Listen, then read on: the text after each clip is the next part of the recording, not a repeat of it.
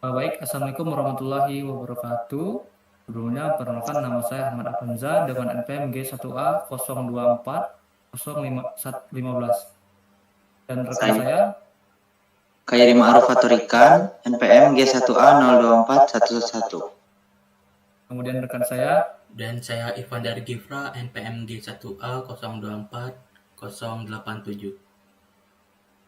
di sini kami akan mempresentasikan hasil kerja kelompok kami yaitu pengantar komprehensif komunikasi data, prinsip, protokol, dan aplikasi modern. Esensi dari komunikasi data. Jadi komunikasi data ini adalah pilar fundamental ekosistem digital modern, mulai dari pesan instan hingga transaksi keuangan global. Untuk memahami disiplin ilmu ini, penting untuk mengetahui konsep dasar yang membentuk landasannya. Bagian ini menguraikan definisi inti data, informasi, dan komunikasi, mengidentifikasi karakter kunci komunikasi data yang efektif, dan menjelaskan berbagai mode aliran data. Data dan informasi merupakan hal yang berbeda. Data adalah fakta yang tidak terorganisir, misal angka 32, 33, 31, dan 34. Sedangkan informasi adalah data yang telah diolah, diorganisir, dan diberikan konteks sehingga bermakna, misal suhu 4 hari terakhir. Kemudian komunikasi dan komunikasi data. Komunikasi adalah pertukaran data atau informasi, sedangkan komunikasi data adalah spesialisasi yang berfokus pada pengiriman dan penerimaan data secara elektronik antar perangkat dalam jaringan. Kemudian model sistem komunikasi fundamental. Setiap proses komunikasi data terlepas dari teknologi atau skala dapat diuraikan menjadi 5 komponen esensial yang menyediakan kerangka kerja universitas. Yang pertama itu sumber, kemudian pemancar, yang ketiga itu transmisi, sistem transmisi, yang keempat itu penerima, dan yang kelima itu tujuan. Karakteristik dari komunikasi data efektif itu yang pertama pengiriman, yaitu data sampai ke tujuan yang benar. Kemudian akurasi, yaitu data dikirim tanpa perubahan atau kerusakan. Yang tiga, tepatan waktu, data dikirim dalam rentang waktu yang dapat diterima atau dalam kurung cepat. Yang keempat, jitter, variasi waktu kedatangan paket datang yang minim. Kemudian aliran data dan fundamental sinyal. Mode transmisi mendefinisikan arah sinyal antar dua perangkat, sementara sinyal adalah bahasa transmisi data. Yang pertama kita bahas dulu mode transmisi. Jadi yang pertama itu ada simplex, yang mana ini komunikasi searah, misalkan siaran radio. Kemudian mode transmisi yang kedua adalah half duplex, yang mana ini mampu mengirim dan menerima tetapi tidak bisa bersamaan, seperti halnya perangkat walkie-talkie. Kemudian full duplex, mengirim dan menerima secara bersamaan, misal percakapan dalam ponsel telepon yang kita gunakan sehari-hari. Kemudian fundamental sinyal. Yang pertama itu ada sinyal analog, yang mana gelombang kontinu rentan terhadap noise, misal gelombang suara. Kemudian itu sinyal digital, di pulsa diskrit 0 dan 1, tahan noise. Karena dibanding sinyal analog, sinyal digital ini lebih tahan terhadap noise, misal data komputer. Kemudian media transmisi menggunakan jalur fisik. Pilihan media transmisi ini sangat bergantung pada biaya, kecepatan, jarak, dan lingkungan. Yang pertama itu jika menggunakan kabel atau wired, yaitu yang pertama kabel koaksial, kabel serat optik, dan kabel pasang terpilin. Kemudian media tidak terpandu atau wireless seperti gelombang radio, gelombang mikro, dan gelombang satelit. Oke, selanjutnya kita akan masuk ke model referensi OSI, itu akan dibahas oleh Evander. Kepada Evander kami persilakan. Baik, selanjutnya model referensi OSI, pendekatan berlapis. Model Open System Interconnection dalam kurung OSI adalah kerangka kerja konseptual 7 lapis untuk menjelaskan proses jaringan, memungkinkan interoperabilitas, yaitu yang pertama itu ada lapisan fisik, yaitu transmisi bit mentah melalui media fisik. Kedua, lapisan tautan data, yaitu transfer data andal antar node, dalam kurung yaitu farming atau make MAC address. Yang ketiga, lapisan jaringan, pengalaman logis dan perutaian paket atau IP. Lapisan yang keempat, transfer data end-to-end yang andal (TCP UDP). Kemudian yang lapisan kelima, mengelola dan mengakhiri sesi komunikasi. Lapisan keenam yaitu presentasi, translasi, pemorfatan, enskripsi data. Dan yang terakhir yaitu lapisan ketujuh, lapisan aplikasi, yaitu antarmuka bagi aplikasi pengguna ke layanan jaringan (HTTP, FTP). Next. Selanjutnya, rangkaian protokol TCP atau IP, tulangan punggung internet. TCP atau IP adalah model fungsional yang menjadi dasar internet modern. Dirancang dengan pendekatan pragmatis untuk ketahanan dan interoperabilitas. Model TCP atau ITP 4 lapis. Lapisan yang pertama, lapisan aplikasi, yaitu menghubungkan fungsi lapisan aplikasi, presentasi, dan sesi OSI.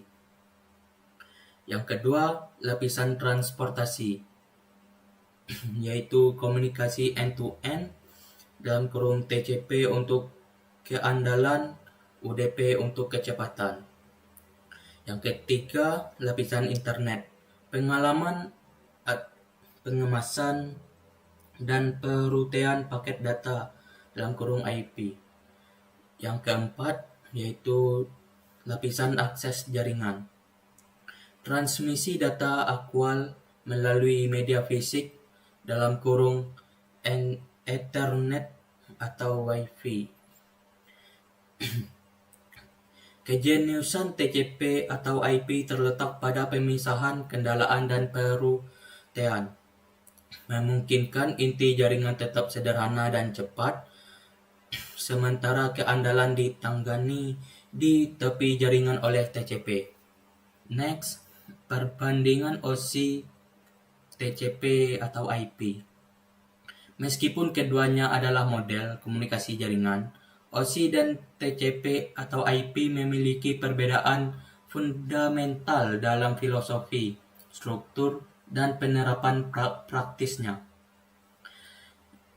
Untuk perbandingan jumlah lapisannya, untuk yang OSI ini memiliki 7 lapisan, sementara yang TCP atau IP ini 4 lapisan. Kemudian perbandingan filosofi desain. Untuk OSI yaitu konseptual, preskriptif, teoritis, dan untuk TCP atau IP fungsional, deskriptif, dan praktis. Yang ketiga, perbandingan ketergantungan protokol. Untuk OSI yaitu independen dari protokol. TCP atau IP dibangun di sekitar protokol inti. Yang keempat, yaitu perbandingan struktur lapisan atas. Untuk OSI yaitu memisahkan aplikasi, presentasi, dan sesi. Yang TCP atau IP menggabungkan aplikasi, presentasi, sesi ke satu lapisan aplikasi. Dan yang terakhir yaitu penggunaan modern. Untuk OSI sendiri yaitu alat referensi, pendidikan, dan pemecahan masalah. TCP atau IP yaitu model yang diimplementasikan dasar internet modern. TCP atau IP memang karena pragmatis, implementasi awal, dan standar terbuka. Sementara OSI tetap relevan sebagai alat pedagogis dan diagnosis. Dan yang selanjutnya akan disampaikan oleh teman saya, Kairi. Oke, Assalamualaikum warahmatullahi wabarakatuh. Di sini saya akan menjelaskan konsep inti jaringan komputer. Jaringan komputer adalah sekumpulan perangkat yang terhubung untuk berbagi data dan sumber daya. Pilihan topologi adalah keputusan desain fundamental. Contohnya ada topologi bus. Semua perangkat berbagi satu kabel umum, biaya rendah, mudah instalasi, tapi sulit pemecahan masalah dan rentan kegagalan. Dan ada juga topologi ring. Perangkat terhubung melingkar, data searah, kinerja dapat diprediksi, tetapi kegagalan satu mode melumpuhkan jaringan. Selanjutnya ada jenis topologi star. Semua perangkat terhubung ke titik pusat. Contohnya ada hub atau switch, umum di LAN modem, mudah manajemen tetapi titik kegagalan tunggal. Dan terakhir ada jenis topologi mesh. Setiap perangkat terhubung langsung ke setiap perangkat lain. Sangat andal dan toleran kesalahan, tetapi sangat mahal dan kompleks. Klasifikasi jaringan berdasarkan skala. LAN atau Local Area Network. Jangkauan terbatas, gedung, kampus, kecepatan tinggi, tapi latensi rendah. Selanjutnya ada Wide Area Network atau WAN, jangkauan luas, antar kota atau negara, kecepatan lebih rendah, namun latensinya tinggi. Selanjutnya ada Personal Area Network, jangkauannya sangat pendek, contohnya seperti Bluetooth. Dan terakhir ada Metropolitan Area Network atau biasa disebut MAN, mencukup area kota. Selanjutnya, meningkatkan efisiensi transmisi multiplexing. Multiplexing adalah teknik menggabungkan beberapa sinyal data menjadi satu sinyal komposit tunggal untuk ditransmisikan melalui satu saluran komunikasi bersama, meningkatkan efisiensi bandwidth. Teknik multiplexing ada salah satunya ada FDM, frekuensi division multiplexing, membagi bandwidth menjadi sub saluran frekuensi, misalnya radio, AM atau FM. Selanjutnya ada time division multiplexing atau biasa disebut TDM. Pengguna bergiliran menggunakan seluruh bandwidth dalam slot waktu singkat. Synchronous TDM, statistical TDM. Terakhir ada wavelength division multiplexing atau biasa disebut WDM. Versi FDM untuk serat optik menggunakan panjang gelombang cahaya berbeda, misalnya DWDM. Komponen inti multiplexing MUX menggabungkan aliran data input menjadi satu aliran komposit. Demultiplexer atau biasa disebut DMUX misalkan aliran data komposit kembali menjadi aliran asli.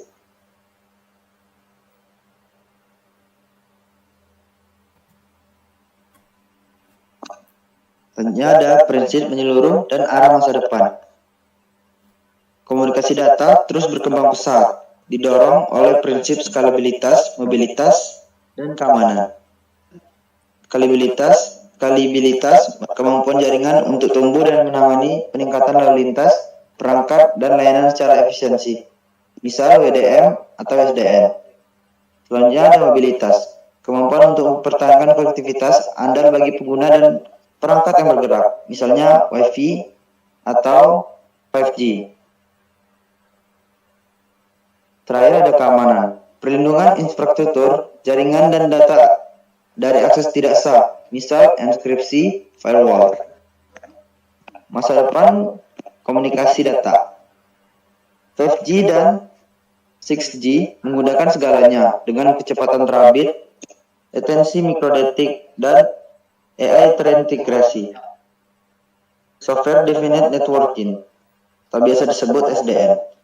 Jaringan yang dinamis, otomatis, dan sangat scalable. Terakhir ada Internet of Things, biasa kita sebut IoT. Pertumbuhan eksponensial perangkat terhubung mendorong komputasi tepi. Itu saja presentasi dari saya kembalikan kepada moderator.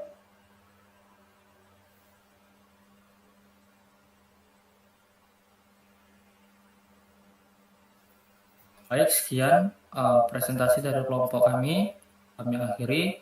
Wassalamualaikum warahmatullahi wabarakatuh.